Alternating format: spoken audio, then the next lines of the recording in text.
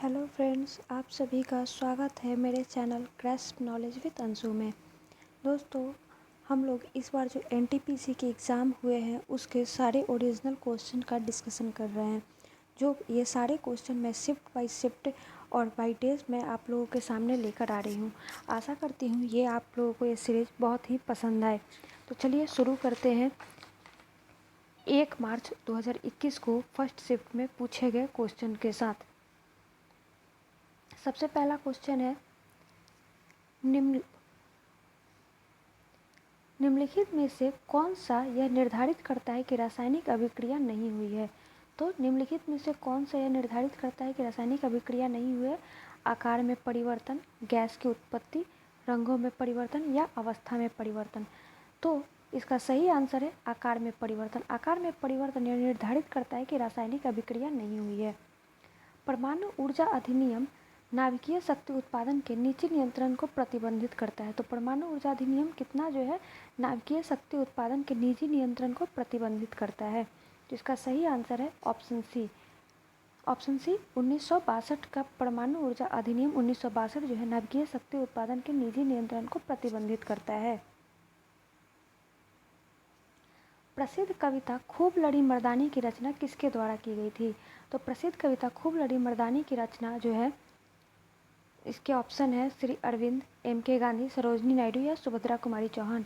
इसका सही आंसर है सुभद्रा कुमारी चौहान द्वारा खूब लड़ी मर्दानी की रचना की गई थी, जो झांसी की रानी लक्ष्मीबाई पे आधारित थी। चौथा क्वेश्चन देखते हैं, टुंड्रा वनस्पति, टुंड्रा वेजिटेशन कहाँ पाई जाती है। तो टुंड्रा वनस्पति कहाँ पाई जाती है। तो इसके ऑप्शंस है मध्य मैदानी क्षेत्र, हिमालय क्षेत्र, पश्चिमी घाट या पूर्वी घाट। तो इसका सही उत्तर है हिमालय क्षेत्र। टुंड्रा वनस्पति जो है वो हिमालय क्षेत्र में पाया जाता है। भारत में नाभिकीय ऊर्जा का उपयोग करके विद्युत उत्पादन कब शुरू किया गया था। नाभिकीय ऊर्जा का उपयोग करके विद्युत का उत्पादन भारत में कब शुरू किया गया था। ये इसके ऑप्शंस है नवंबर 1969, नवंबर 1970, अक्टूबर 1969 या फिर अक्टूबर 1968। तो इसका सही आंसर है अक्टूबर 1969। अगले क्वेश्चन की तरफ चलते हैं। निम्नलिखित में से किसके द्वारा 1990 में किसी देश की समग्र सामाजिक एवं आर्थिक उपलब्धियों के मापन हेतु प्रयुक्त एवं सांख्यिकी सूचकांक के रूप में मानव विकास सूचकांक का सृजन किया गया था। किसके द्वारा मानव विकास सूचकांक का सृजन किया गया था। तो इसके ऑप्शन है Amartya Sen, Gary Becker, Paul Samuel, Mahmood ul Haq. तो इसका सही उत्तर है ऑप्शन डी, महमूद उल हक द्वारा 1990 में किसी देश की समग्र सामाजिक एवं आर्थिक उपलब्धियों के मापन हेतु प्रयुक्त सांख्यिकी सूचकांक के रूप में मानव विकास सूचकांक का सृजन किया गया था। ये इसके सृजनकर्ता कौन थे। तो महमूद उल हक। NRDWP का पूर्ण रूप क्या है। NRDWP का पूर्ण रूप क्या है। तो इसके ऑप्शंस है national rural drinking water programme, national river development works programme, national road development works programme या फिर option D national rail development works programme. इसका सही उत्तर है option A, national rural drinking water programme. प्राचीन समय के दौरान विकसित उन भूमिगत जल मार्गों का नाम बताएं जिसमें सिंचाई के उद्देश्य के लिए पानी को ढलान के रास्ते गुरुत्वाकर्षण द्वारा खींचा जाता था। तो प्राचीन समय में विकसित क्या था वो जल मार्ग का नाम, वो क्या थी। पहला ऑप्शन ए नदियाँ, सहायक नदियाँ, सुरंगें या कनाल। तो प्राचीन समय में किसका यूज किया जाता था भूमिगत जल मार्ग को लाने के लिए। तो कनात का। किस शहर के हवाई अड्डे पर लाल बहादुर शास्त्री की प्रतिमा स्थापित की गई है। तो किस शहर के हवाई अड्डे पर लाल बहादुर शास्त्री की प्रतिमा स्थापित की गई है। तो इसके ऑप्शन है option A Varanasi, option B Chennai, option C Shimla या फिर ऑप्शन डी हैदराबाद। तो इसका सही उत्तर है वाराणसी। वाराणसी के हवाई अड्डे पर लाल बहादुर शास्त्री की प्रतिमा स्थापित की गई है। अगला प्रश्न देखते हैं हम लोग। 31 दिसंबर 2020 तक प्राप्त जानकारी के अनुसार एशियन डेवलपमेंट बैंक के अध्यक्ष कौन हैं। 31 दिसंबर 2020 तक के अनुसार एशियन डेवलपमेंट बैंक ADB के अध्यक्ष कौन हैं। इसके ऑप्शन है हिकोसाबुरो हाटा, ताकेहिको कवाबे, ताकेहिको हाटा या मात्सुनोबु असाकावा। तो इसका सही आंसर है डी। एडीबी के अभी अध्यक्ष कौन है? मात्सुनोबु असाकावा। नेक्स्ट क्वेश्चन देखते हैं हम लोग। भारत के पहले स्वदेशी विमान वाहक पोत का नाम क्या था? भारत के पहले स्वदेशी विमान वाहक पोत का नाम क्या था? इसके ऑप्शंस हैं, option A INS Vijay, INS शक्ति, INS गरुड़ या फिर INS विक्रांत। तो इसका सही उत्तर है INS विक्रांत। पहले स्वदेश विमान वाहक पोत का नाम क्या है? तो INS विक्रांत। नेक्स्ट देखते हैं, मानव जाति होमो सैपियंस के प्राचीनतम सदस्यों के अवशेष को कहाँ देखे जा सकते हैं? होमो सैपियंस के प्राचीनतम सदस्यों के अवशेष कहाँ पे पाए जाते हैं? तो इसके ऑप्शंस है ए उत्तरी America, B Antarctica, C Asia या फिर डी अफ्रीका। तो इसका सही उत्तर है अफ्रीका। 13वां क्वेश्चन हम लोग देखते हैं, मानव अधिकार की सार्वभौम घोषणा UDHR की मसौदा समिति के अध्यक्ष या अध्यक्षा कौन है? मानव अधिकार की सार्वभौम घोषणा की मसौदा समिति के अध्यक्ष या अध्यक्षा कौन है? तो इसका ऑप्शन है रेबेका अडामी, एंजेला जुरादक या फिर एलेनोर रूजवेल्ट या हंसा मेहता। तो इसका सही उत्तर है एलेनोर रूजवेल्ट। 14वां प्रश्न देखते हैं हम लोग, 2019 में इनमें से किस स्थान को यूनेस्को की लुप्त प्राय विश्व विरासत स्थल यानी कि वर्ल्ड हेरिटेज इंडेंजर सूची से हटा दिया गया है? तो यूनेस्को की वर्ल्ड हेरिटेज इंडेंजर से किसे हटा दिया गया है? तो इसके ऑप्शन है बेथलेहम में स्थित शिशु के जन्म स्थान को, येलोस्टोन नेशनल पार्क को या फिर हतरा को या फिर ऑप्शन डी अबू मेना को।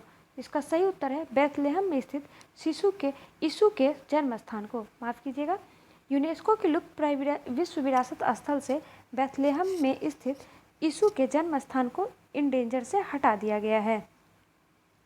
अगला प्रश्न देखते हैं हम लोग, निम्नलिखित कारकों में से कौन सा जाति उद्वन जब मौजूदा जाति में नई जातियां विकास होती है उद्वन में योगदान नहीं करता है? कौन से कारक जो है जाति उद्वन में योगदान नहीं करते हैं? तो इसके ऑप्शन है अपसारी विकास, आनुवांशिक प्रवाह, भौगोलिक पार्थक्य या फिर विभिन्नता। तो इसका सही आंसर है अपसारी विकास। अपसारी विकास जो है जाति में के उद्वन में योगदान नहीं करते हैं, जबकि आनुवांशिक प्रवाह, भौगोलिक पार्थक्य, विभिन्नता ये इस जाति के उद्वन में ये सहायता करते हैं। उद्वन क्या होता है? जब मौजूदा जातियों में नई जातियां विकसित होती हैं तो उसे हम उद्वन कहते हैं। नेक्स्ट, कहाँ पे शुरू में की गई राजस्व प्रणाली को रैयतवाड़ी बंदोबस्त के रूप में जाना जाता है? कहाँ शुरू की गई राजस्व प्रणाली को रैयतवाड़ी बंदोबस्त, यानी कि रैयतवाड़ी बंदोबस्त सबसे पहले कहाँ शुरू की गई थी? तो इसका ऑप्शन है बंगाल, पंजाब, बॉम्ब डेक्कन या फिर केरल। तो रैयतवाड़ी बॉम्ब डेक्कन में शुरू की गई थी। बॉम्ब डेक्कन में रैयतवाड़ी व्यवस्था शुरू की गई थी। नेक्स्ट देखते हैं,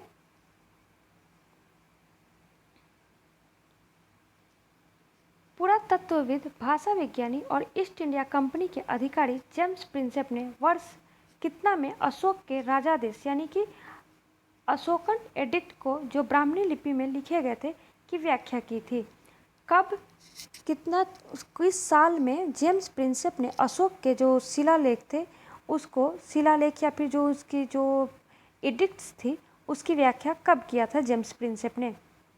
तो इसके ऑप्शंस है 1837, 1837, 1857 या फिर 1890 या 1876। तो इसका सही उत्तर है 1837। 1837 में जेम्स प्रिंसेप को सबसे पहले अशोक की शिलालेख या फिर अभिलेख को पढ़ने में सफलता पाई थी। अगला क्वेश्चन देखते हैं हम लोग, विच among the following is an output device in the context of computer system? Computer system में कौन सा जो है आउटपुट डिवाइस है? तो सबसे पहले हम लोग ऑप्शन देखते हैं, magnetic scanner, track ball, light pen या फिर प्लॉटर। तो हमसे क्या पूछा जा रहा है?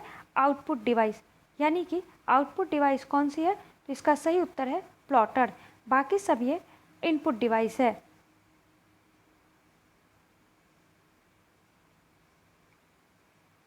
आगे हम लोग देखते हैं।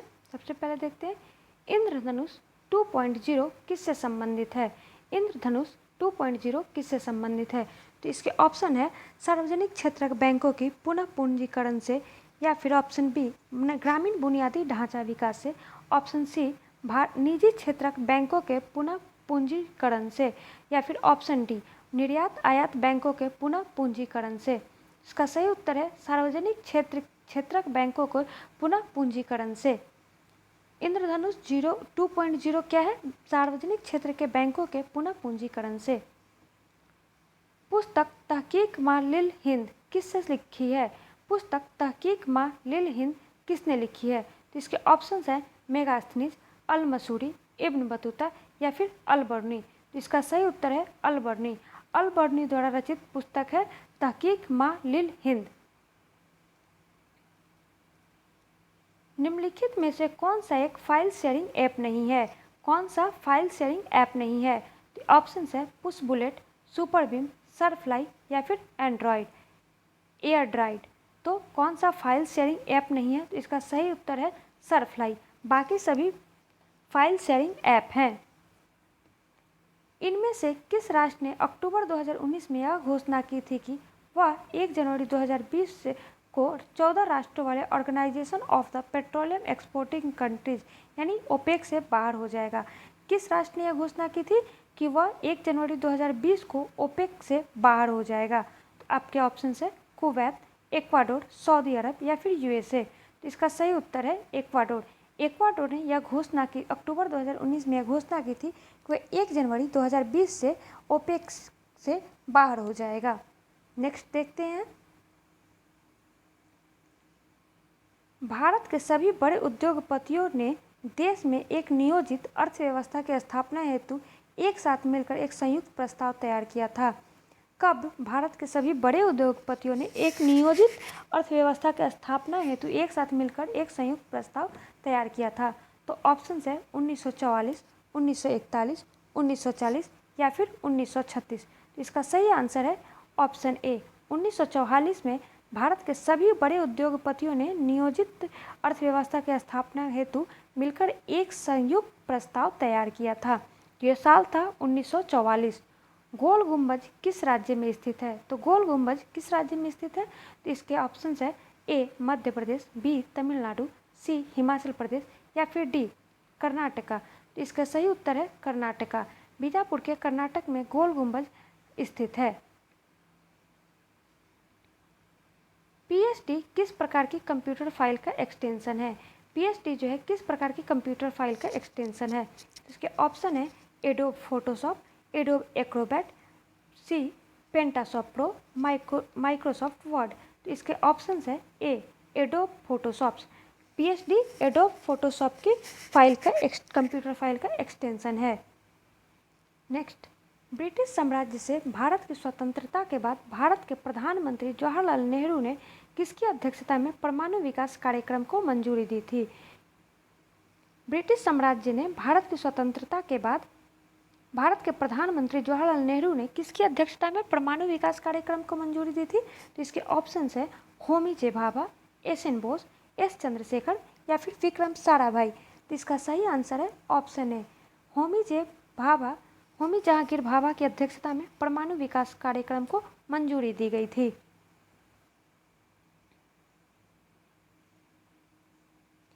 इनमें से किस प्रकार के अंगों की बुनियादी संरचना एवं उत्पत्ति समान होती है किंतु उनके कार्य भिन्न होते हैं?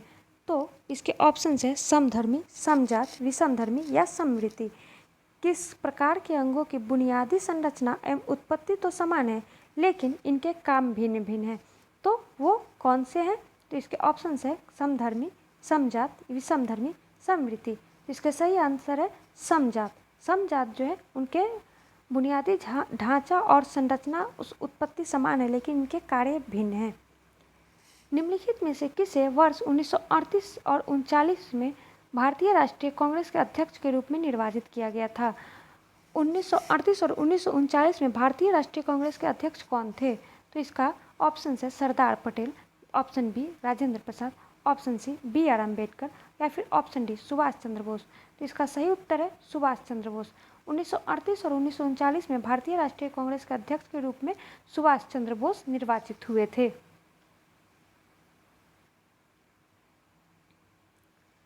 श्रवणबेलगोला में स्थित गोमतेश्वर की मूर्ति किस सामग्री की बनी है? श्रवणबेलगोला में स्थित गोमतेश्वर की मूर्ति किस सामग्री की बनी है? इसके ऑप्शन है option A granite, option B संगमरमर, ऑप्शन सी लाल पत्थर या फिर ऑप्शन डी लौह। तो श्रवणबेलगोला में जो उपस्थित गोमतेश्वर की मूर्ति है वो किस चीज़ से बनी है? तो वो बनी है ग्रेनाइट से। गोमतेश्वर की मूर्ति जो है ग्रेनाइट से बनी है। नेक्स्ट, अंगूर की खेती यानी कि विटीकल्चर, अंगूर की खेती को क्या कहते हैं? विटीकल्चर। इनमें से किस क्षेत्र की विशेषता है? इनमें से किस क्षेत्र की विशेषता है? इसके ऑप्शंस हैं ऑस्ट्रेलिया, ऑप्शन बी भूमध्य सागरीय, ऑप्शन सी उत्तर कैलिफोर्निया या फिर ऑप्शन डी ऑस्ट्रिया। तो इसका सही उत्तर है ऑस्ट्रिया। माफ़ कीजिएगा, इस अंगूर की खेती के लिए सबसे कौन विशेषता है? किस क्षेत्र की विशेषता है? तो भूमध्य सागरीय क्षेत्र की विशेषता है अंगूर की खेती।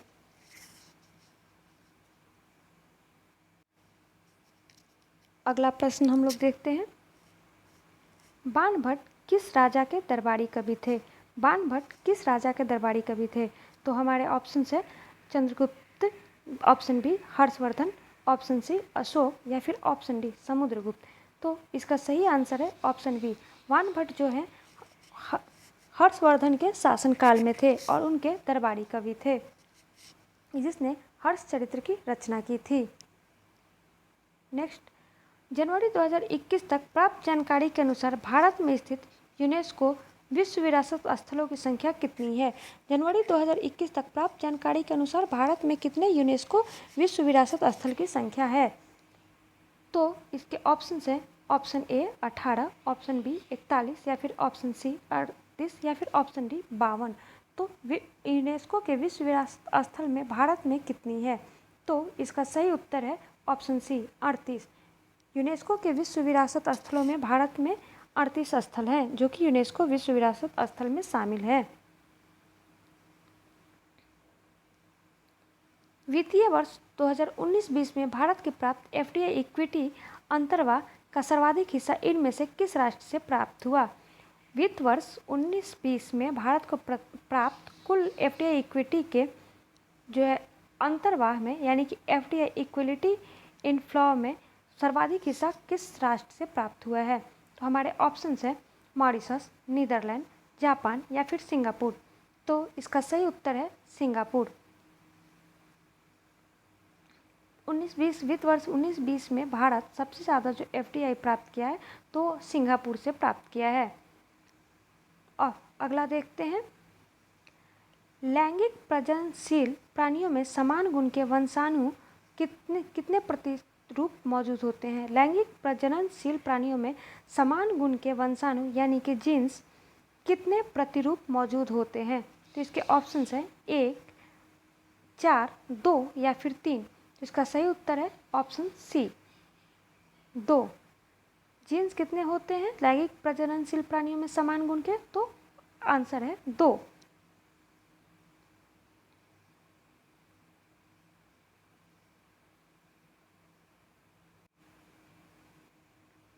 व्यापार एवं आर्थिक संबंध समिति का प्रमुख कौन होता है? व्यापार एवं आर्थिक संबंध समिति के प्रमुख कौन होते हैं? तो ऑप्शंस है वित्त मंत्री, नीति आयोग के उपाध्यक्ष, आरबीआई गवर्नर या फिर प्रधानमंत्री। तो इसके सही उत्तर है डी प्रधानमंत्री। व्यापार एवं आर्थिक संबंध समिति के प्रमुख प्रधानमंत्री होते हैं। नेक्स्ट, निम्नलिखित में से कौन सा ग्रेगर मेंडल के वंशानुगति सिद्धांत के अंतर्गत नहीं आता?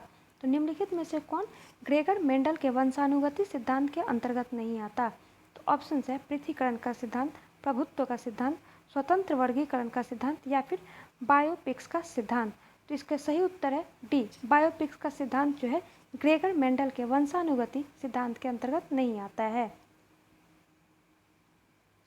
यूएनओ के द्वारा किस दशक को अंतर्राष्ट्रीय पेयजल एवं स्वच्छता दशक के रूप में नामित किया गया है? तो इसके ऑप्शंस है 2000 से 2010, 1970 से 1980, 1981 से 1990, 1990 से 2000। तो यूएनए के किस दशक को अंतर्राष्ट्रीय पेयजल स्वच्छता दशक के रूप में नामित किया है? तो इसके उत्तर है सी, 1981 से 1990 को यूएनए के द्वारा अंतर्राष्ट्रीय पेयजल एवं स्वच्छता दशक के रूप में नामित किया गया है।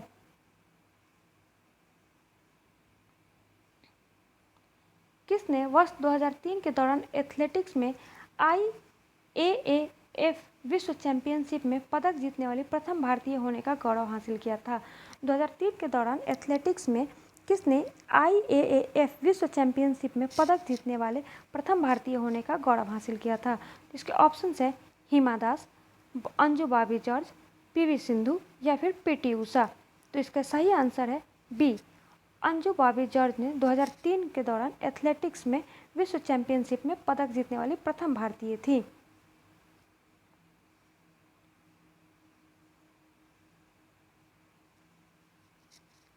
उन्नीस का असम समझौता 1985 में नई दिल्ली में और किसके और AASU यानी कि ऑल असम स्टूडेंट्स यूनियन के नेताओं के बीच हस्ताक्षरित समझौते ज्ञापन था? तो किसके किसके बीच था?